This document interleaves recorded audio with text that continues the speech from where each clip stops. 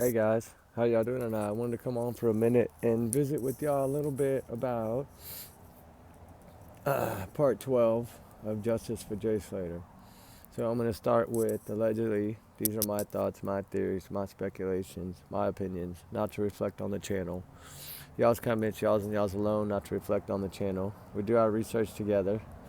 And this is just allegedly my thoughts, right? I'm just going to break them down for y'all, my free speech. And trigger warning times 100 million. So let me start with Jay Slater is a 19-year-old from Lancaster. I was a bricklayer. Went to the island of Tenerife for a vacation, first vacation away from home, and came back home, but not. He was unalived, right? He was not alive when he came back home, and we're trying to figure out what exactly went on, right? There's so many theories, so many speculations, so many videos, so many altered videos, so many probably fake videos. But the CCTV footages, I don't believe those are fake. And as they really don't show a lot, they do show a lot of stuff went on in that area at that rental. Around the same time, supposedly, was reported missing. So I said before, there's so many different videos. There's 2 beach videos, right? There's 2 white cars seen at the property. There's another white car seen backed in further down the road. There's another white car seen pulling up to a little guardrail area, somebody jumping in and driving off, right? So, like I said before, my opinion is whatever happened, most likely, in my thought, happened the day before, the night before.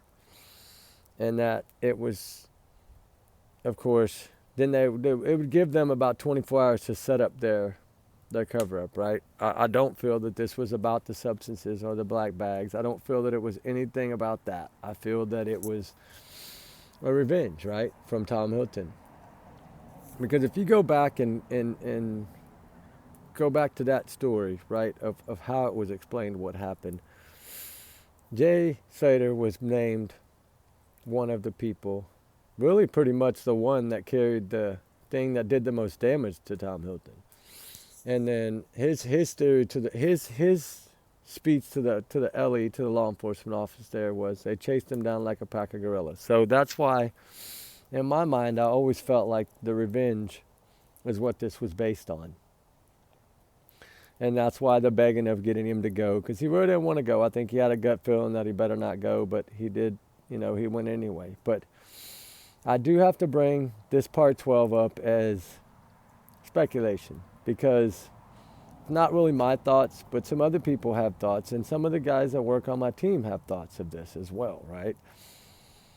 They have thoughts that maybe that wasn't Jay that was found, right? I'm just going to come out and say it.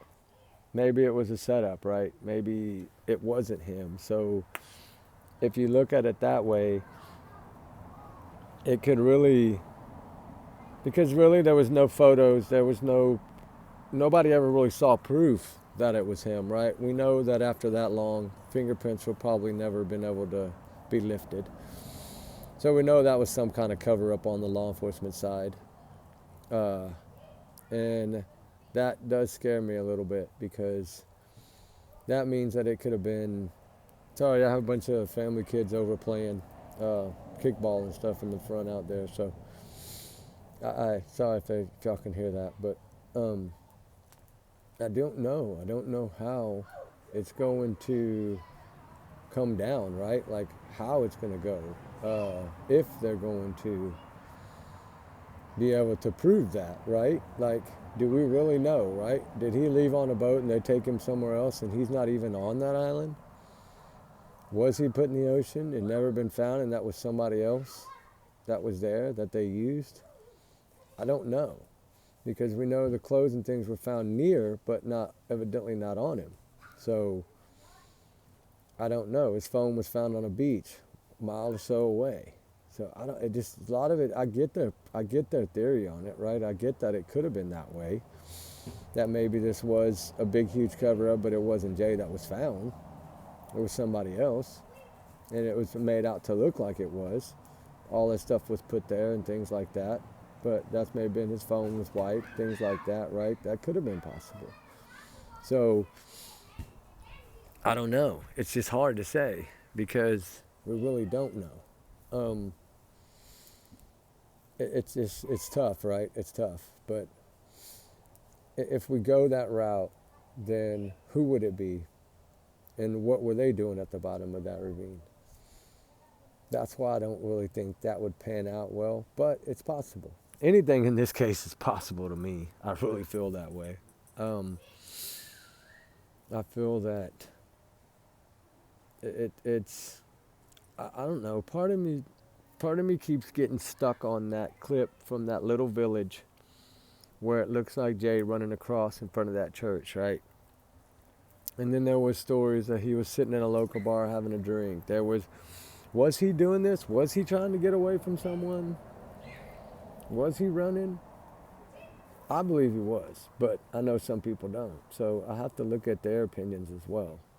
Because it's not just my opinion, it's everybody's opinion. And I know I don't believe the watch theory. I've never believed that from day one, that there was any watch involved in anything, because it went from an AP to a Rolex, back to an AP, back to a Rolex. Like, it never stuck. And there was never nobody that came out and said, hey, my Rolex is missing, right? There was something that was made up later, but it never was proven. So it makes it hard when you can't prove it, right?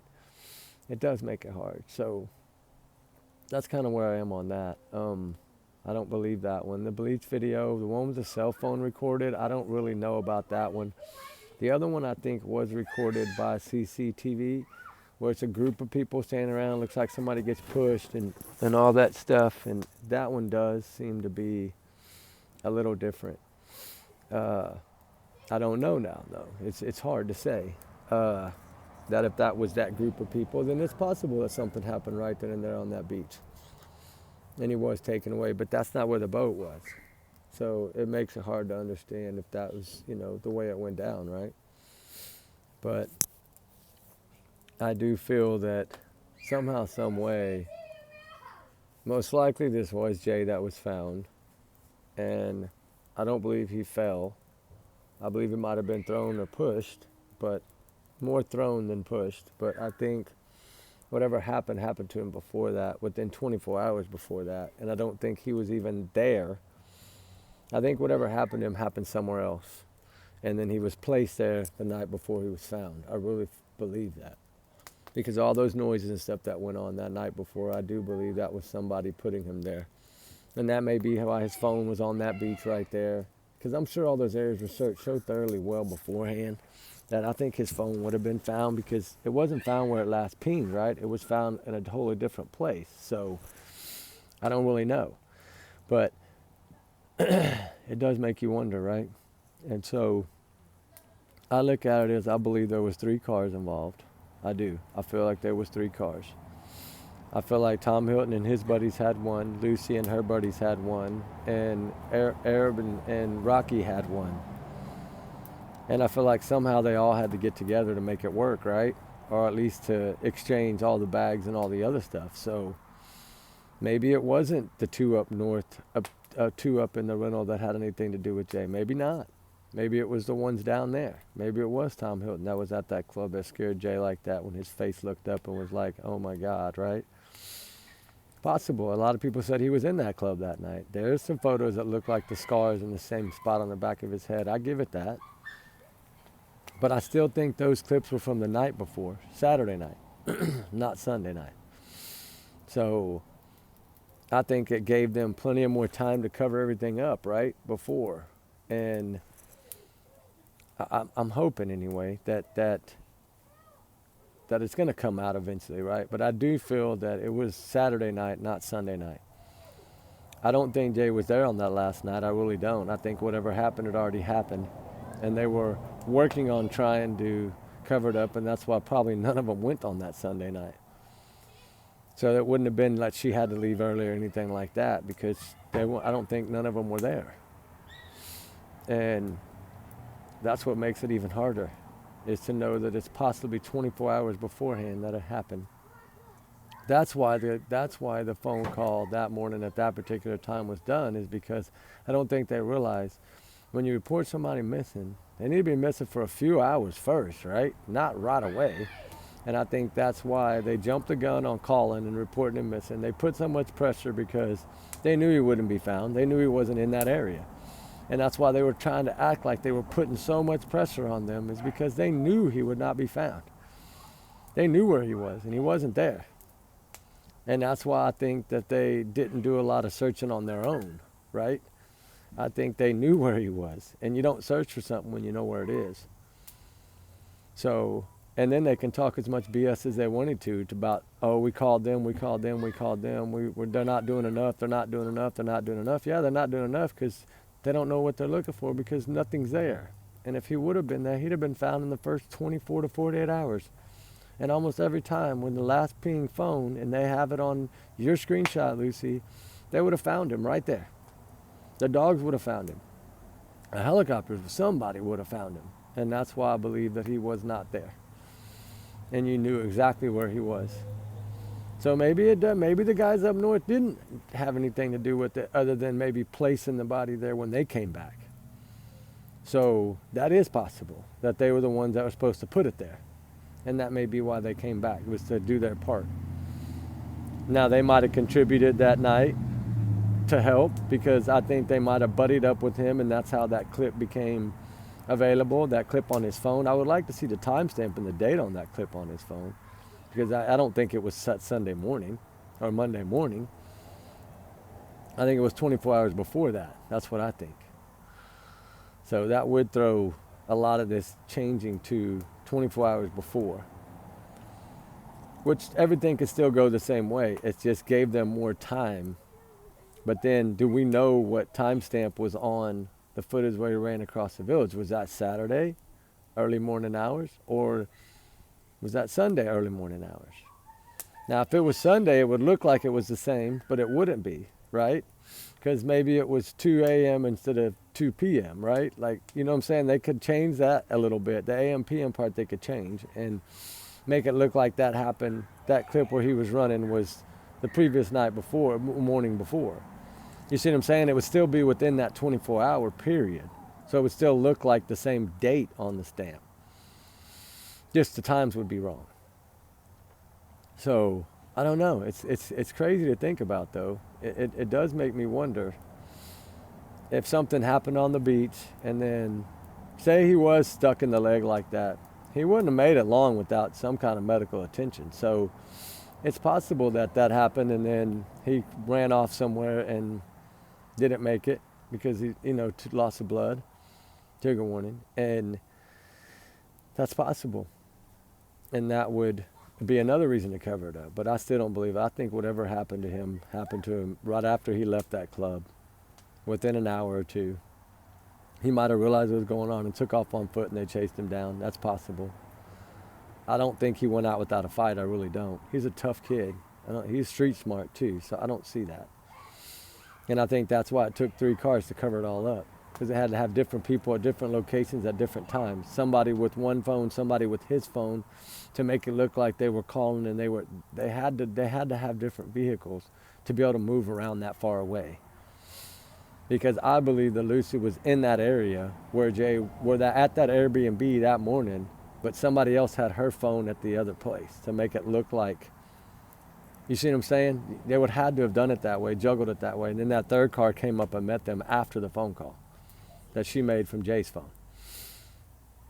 And then to Brad from Jay's phone. I think they set all that up to make it look like they were in the other place, and then they came up in the 3rd car. That would be the only way it would have worked. So that's why I think there's 3 cars involved here. It's just to where they had to use the phone to make it look like different places was different people's phones. And it wouldn't surprise me if they had a couple of burner phones as well, which I'm sure they do. But, she has so much stuff deleted that it's so hard, because we can't track her movement, because if she did leave her phone at her apartment, her rental place, where Brad and all them Jay were renting, with Brad or someone on the phone, which I think may have been Brandon. I think that may have been the part that Brandon played, was actually staying back and using the phone, her phone, to act like she was, they were talking on Jay's phone, but Lucy or Brad had Jay's phone. Because one of them had to look like Jay to that lady, right? And so the only one that would have been close enough would be Brad. Brandon, they would know. She would say, no, it was a big boy, right? No, it wouldn't have worked. It had to be Brad. He was a tall, skinny one like Jay, so it had to be. He was more Jay's size and height. So I think that's more of how they got all around all this was 3 vehicles. And I'm still doing some digging. I'm trying to find the 3rd vehicle. And if I can find it then and get the license plates, then I'll know it was 3 vehicles, right? I'm doing some stuff that I'm not talking about yet. So I'm working on some stuff to vet it to make sure before I put it out. So it's going to get really interesting, guys. I'm serious. I should have some more stuff back in about 4 or 5 days that I'll be able to actually put out and say that it's been, have the photos and stuff to back it up. So we'll see. I do vet all my stuff before I really put it out. So y'all learn that. If you ain't learned that by watching most of my videos, I do a lot of research, and that's what it takes. But I also have a good team that helps, so I'm not the only one. I'm not taking credit for all of it. But I want to say I feel 3 cars. I feel it happened 24 hours before. I feel like that's how they were able to do it. But the one mistake they made was calling and reporting it missing too soon, because that would throw a red flag to anybody. But for some reason, when you have them little Guardia Civiles, whatever they're called, on your side and on your payroll, they don't look at that stuff. They just do what you tell them to do, and you pay them. Hand them an envelope, and they go on their way. That's why they didn't let people at the bars talk, people at the clubs talk. They didn't allow any of these people to talk because they didn't want somebody to say the wrong thing and then them know they were lying. So that's why they threatened everybody, because we know that was going on for a fact. I had somebody there that told me that they couldn't talk. So, and I do have a few clips that I've never showed of where people did talk, but not in the bar, away from there. So I do have a bunch of stuff I'm going to bring in. I just wanted to get the whole point of my story, the 2 or 3 theories I think could have happened, and then we'll start digging into what I believe really transpired, as far as that it was 24 hours before. That I felt like there was some of this other stuff that we talked about involved with the night vision and the other things. I feel like this stuff was used. I feel like it had to be used. It's a pitch black dark out there. And Jay only had a flashlight phone, right? That's it. A little flashlight on his phone is all he had. So he couldn't have had too much light. No wonder he probably cut his legs up. And I'll get more into that on the next one, though. I do want to keep this one at 20 minutes tonight because I don't want to give away too much, right? I wanted to come out and really get y'all's mind running. Y'all are going to go back and look and see there is 3 cars. If you really pay attention to all the clips, there is 3 cars that were used. 3 different cars. They're all white, but they're 3 different cars, and they used all white for a reason. And mainly all the cars are white anyway. But they tried to make it look like so they could say, no, that was a different car. No, that was a different car, right? But we've seen Lucy in the cars. We've seen that on CCTV footage. We know what car that was. We know what car the other ones had rented. We know we got all those license plates. We know those cars. The only one we don't have identity on yet is the 3rd car, but we're working on it, and we'll get it. Because if we can put the 3 cars there, then the story's going to match, and it's going to show that that's how they got away with using the phones the way they did to cover it up, is by the 3 vehicles. Because somebody had to stay back, right, for with Lucy's phone and Brad's phone. Somebody had to stay back there because that's where they said they were. So they had to have called from that phone, from that location, to where it would match on GPS if it was ever ran. So I do believe that. So that would, like I said, throw it in there. So it is going to get a little twisted, but it's okay. I don't believe the first Beats video, because I think that was all added. I really do think that was somebody filming from a cheap cell phone, and then they went in and added the voices and added that. I think something really went on out there on that beach, but I don't know. I don't believe it was Jay. Now, the other video I do believe could have been that group, and that could have been him saying, I'm not going with y'all, I'm not going with y'all, and they kept, you know what I mean? And I think he might have trusted one because one had already taken him the night before and partied with him and showed him a good time, so he thought he could trust the 2 up north, the 2 kingpins. So I think he might have gone with them thinking he could trust them, and then realized that, no, this is not good, and that's when I think he got out of the car and took off running. And I think they waited for him to come out on the other side of that little town, and then that's when they chased him the rest of the way. But I don't believe he was put down that hill until the whole end when he was found. 24 hours before he was found, I think, is when he was placed there. Not even 24 hours, probably 6 hours before he was found, or 4 hours. Because he was found immediately. And how somebody that searched that area so many times with dogs and everything, and everybody that was up there was searching that particular area and gone by that area so many times and never had a smell, never had an odor. Them dogs would have picked that up from 2 miles away. I know, I have a dog. I know they would have picked it up from that far away. I've done it. I know. My dog has picked up those kind of odors, and usually there's buzzards and everything else. I'm telling you, they would have found that body way beforehand if he would have been there that long. So is it him? Is it not? We don't know that yet, but we're pretty sure that it is. But there's still a little doubt, and that's going to be part 13, is where the doubt comes in. So y'all get ready for that one, guys. But I'm going to keep this one short tonight at a little over 20 minutes. So I can get tomorrow and get the other ones out. And it's going to take a little longer tomorrow. But I wanted to keep this one short tonight and sweet. I'm tired. I'm beat. So anyway, trigger warning. Leslie, these are my thoughts. Remember that, my free speech. So, and thank y'all for all y'all's wonderful, kind-hearted comments. It means a lot to us. And we appreciate it. And we're glad all y'all are joining the family. It's fun. And y'all be sweet, stay sweet, and we love all y'all. Appreciate all y'all so much, and we'll see y'all tomorrow for 13, guys. All right. I wanted to sneak and tell y'all how many are going to be, but if I do, y'all might not stick around and just come to the end. So I didn't want to tell you, but I can tell you it'll be more than 20. So how about that? All right, guys. Y'all be good. Y'all be safe. We'll talk to y'all tomorrow, and y'all be good. Get ready for the holidays. All right, and keep up the prayers for Jay for Justice and for Justice for Jay Slater and all your kids and everything for Christmas. Love them, hold them tight, kiss them, hug them, because there's a lot of missing children right now. There's a lot of voiceless children right now that are not home, and we need to get them home. So y'all have a good night. We'll talk to you on the next one. All right, bye.